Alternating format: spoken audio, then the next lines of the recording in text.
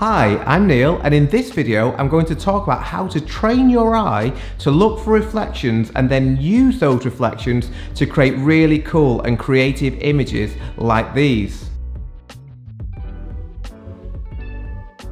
So let's crack on.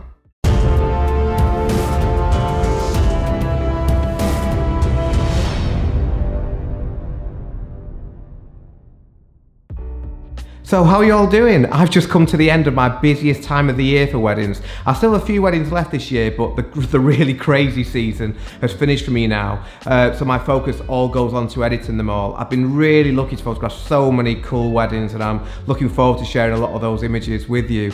So in this video, I want to talk about reflections and how you can use them to create dynamic and creative wedding photographs.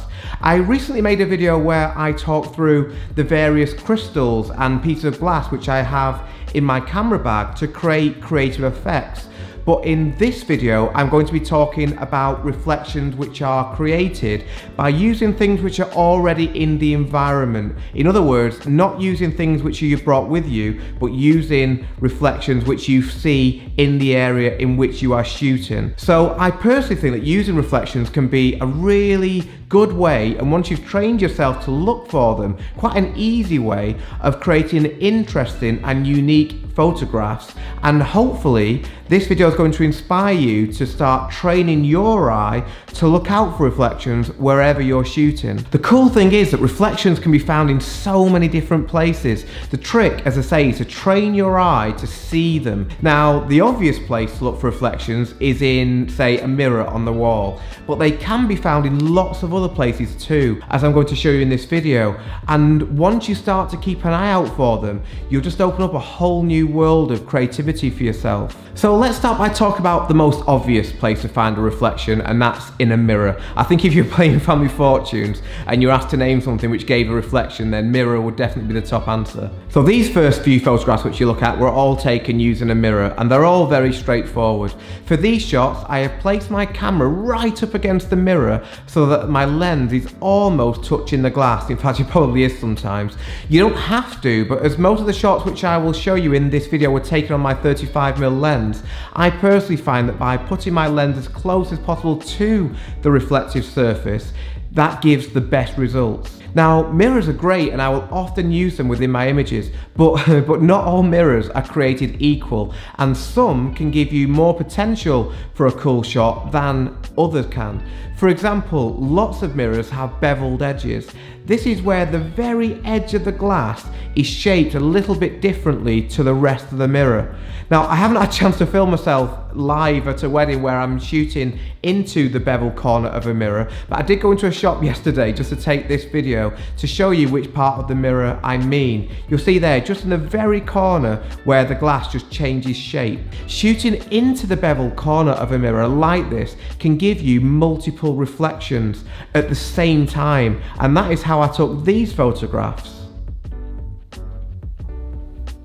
So it's definitely something to look out for. Also, some mirrors have really cool and reflective frames around them, which again you can use to create interesting effects. The orange bokeh which you see in this photograph, for example, was created by me using an off-camera speed light to light up the frame of the mirror. Obviously, I'm also using a speed light to light up the couple as well.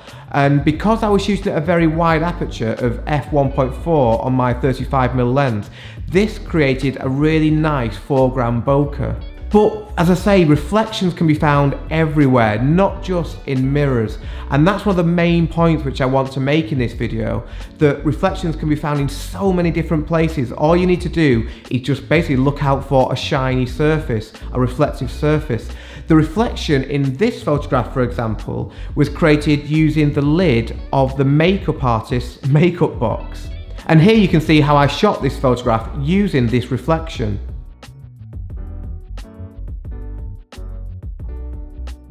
We're very lucky actually as wedding photographers, because makeup artists will often bring portable mirrors to weddings too, which if you're lucky can also provide really cool reflections. Not just if they're being held up like this, but also if they're placed on a table. Again, it's just train yourself to look out for these opportunities, and then when you see them, just experiment and see what happens if you do use the mirror. Another favourite place of mine to find a reflection is in glass tabletops. These can often be really cool for reflections because they can be quite large and you may be able to move the table to suit your composition, which obviously just increases your chances of being able to use them to make a creative image. This photograph is one of my favourite examples of where I've used a glass tabletop. Here's the behind the scenes shot of how I took this photograph. So I lit the bride, who's obviously sat down, with a single speed light with a Magmod snoot attached. That really condenses the spread of the flash so that it just hits the bride. And I placed my camera here so that I got the bokeh from the dress in the bag on the left hand side of the frame and also got a reflection from the glass tabletop surface. I used a similar technique for this photograph, but this time I used a small LED light to light up the bride and groom. But again, the reflection is caused by the glass surface of the table, and I've moved the lamps just to suit the composition. And here's another shot, this time where I used the glass tabletop surface for an off-camera flash portrait. So I'm now going to show you a behind the scenes video of how I created this photograph using natural light and a glass table with a reflective surface. So, over to me. Then come downstairs and seeing all this cool, really harsh light on the sofa, which is like an open goal, if you like. It's like a gift to a photographer. So I'm just going to show you what I would do here. So I'm just going to clear away some of the things around that could be distracting. Because what I'd love, as I say, is just to make it really simple. So I'm going to move all these cushions off the chair, and I'm going to basically ask Demi to sit on the sofa, sort of lie on the sofa, and I want her head to be, I want the natural light to be about here. So actually there. So if I can ask you just to sit here, please, Demi, just lying, so that your face is going to be in the harsh light. That's it, perfect. Just one little bit further forward. Just a bit. It's not quite there, let's see. We might need to move the sofa a bit closer. Ooh. Sorry, Demi, my fault. Okay, if we try there, let's just make it straight, yeah. That's better, yeah. So this is going to blind Demi, but she doesn't mind.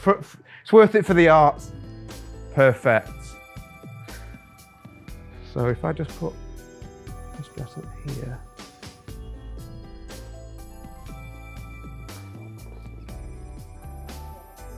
Yeah, don't worry. That'll be fine.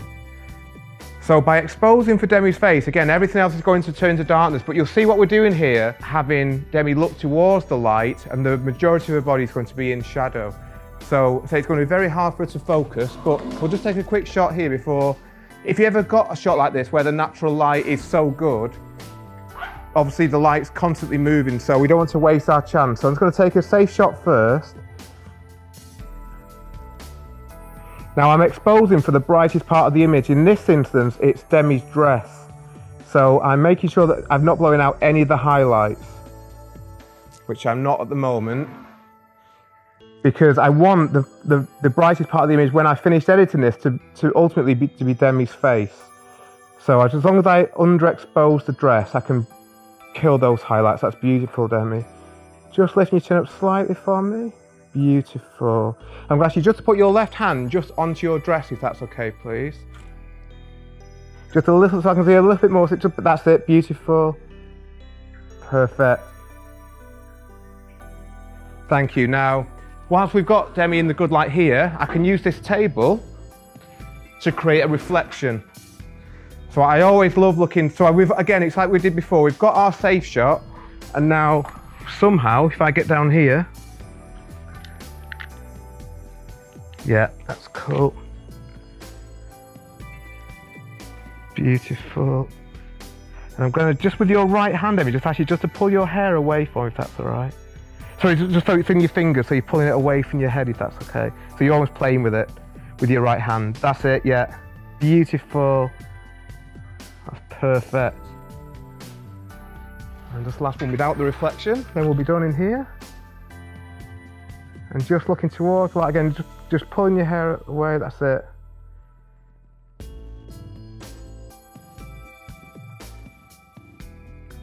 I'll make sure that I've got this symmetrical. Beautiful. You'll see, although you can't hear because this is a silent shutter, I'm actually taking probably about 50 images of this so far. That's perfect. Done, thank you very much. Now, in a similar way to a mirror on the wall providing cool reflections, so too can picture frames.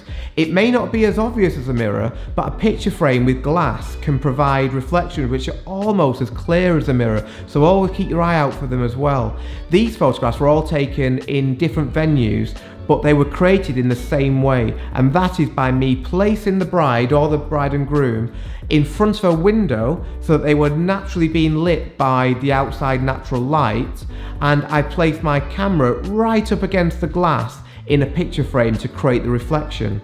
So always remember that wherever there is glass, there is the potential of a cool reflection. The reflection in this photograph, for example, was from a greenhouse, if I remember right, and this one was from a window, and the reflection in these photographs now were from a television. Now, another great place for creating reflections is water. Wherever there is water, there is the potential for reflection. So if you ever see a puddle, a lake, the sea, wherever you are, if you see water, just try and think, oh, could I get a reflection shot here? You just have to remember that for the best reflection, the water has to be relatively still. But if you have still water, then you're good to go with a reflection.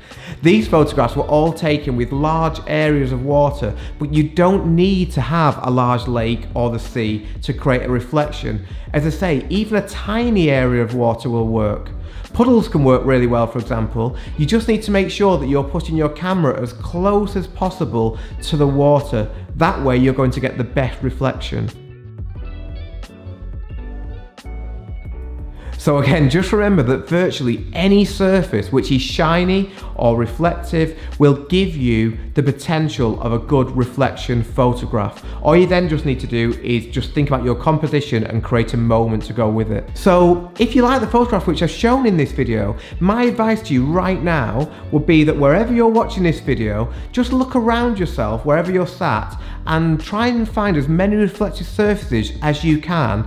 And then if you've got your camera to hand, just go and grab it and just try and take some photographs using those reflections. Sounds silly, but the more you do this, the better you will then get at just instinctively seeing these opportunities wherever they are. And then when it comes to a wedding day, you've trained yourself to look out for them. And then all you just need to do is work on your composition and wait for a cool moment, and you're away. And as I've spoken about in a couple of other videos, if all else fails and you really want to create a reflection, then you can also just use your phone.